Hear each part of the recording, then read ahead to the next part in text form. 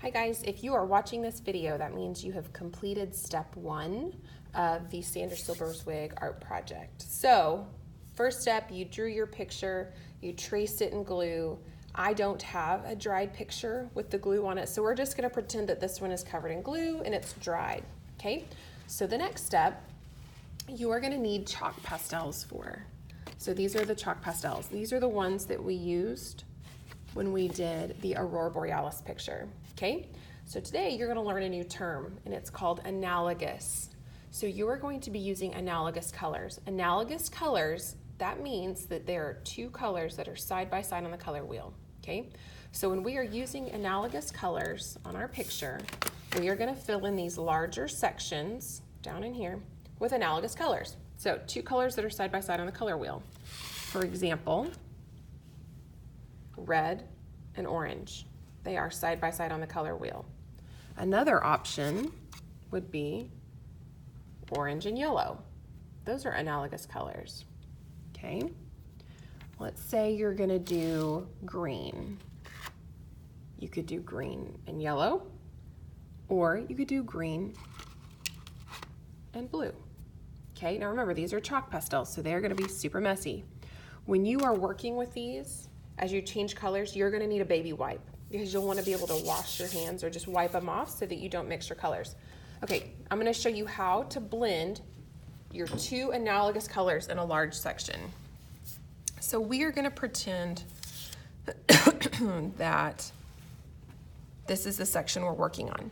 So what I'll do is I'll take my first analogous color and I'm gonna draw right up next to the glue line. Let's pretend this glue line's already here. And I'm only gonna do half because remember, I'm gonna split this in half. Okay.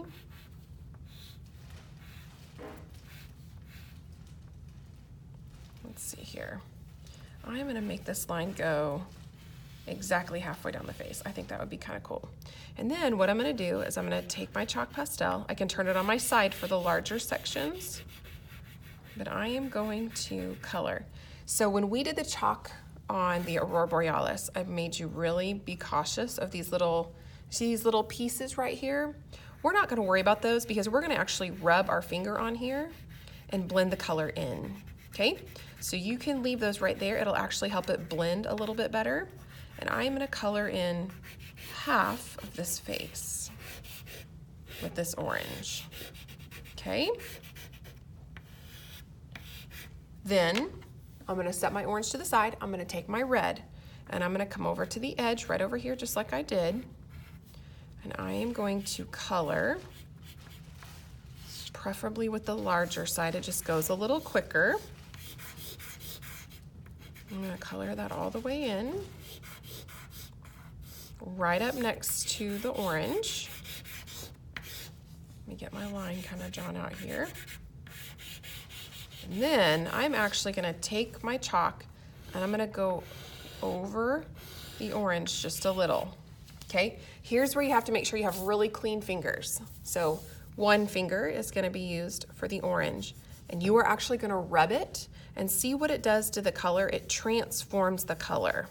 It takes it from kind of a, see-through a little bit and it smudges it in and makes it nice and colorful, where it gets rid of those little black spaces that you can see through, okay?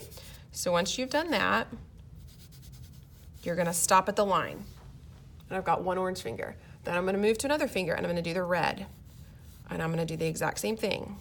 I'm gonna just rub it all in. Oh, I got a little bit up there on the eye. That's okay. I'll come right off. And I am going to rub that in like that, right up next to the line. Then, so I have an orange finger and a red finger. I'm gonna take another finger and I'm gonna go back and forth between the two colors like this.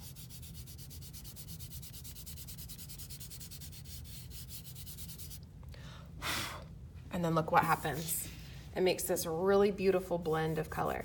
If you get some a little bit outside the line, don't worry. If you rub your finger on it, it'll bring it back a little bit.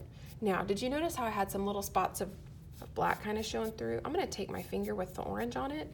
I may even lay down a little bit of extra color to just really help it be colorful and not have like the black paper showing through, okay? So then, once you've done this step, you are going to pick another color. It does not have to be analogous. It just needs to be opposite or something that's gonna really stand out over the top of this. Well, since these are warm colors, I really think that like this bright blue right here is gonna stand out over the top really, really well, okay? So we talked about this last time. This artist loved patterns. She loved to put all kinds of different patterns on top of her colors. So what you can do is you can do any kind of pattern. So let's say maybe you wanna do little circles. When you put little circles in a pattern, you kind of have to be careful. That one's kind of breaking on me. You can put them in any kind of pattern, like this. And it doesn't have to be the whole section. Maybe, you know, she does one more row. We do one more row of circles right here. And then we come down here and we do little tick marks.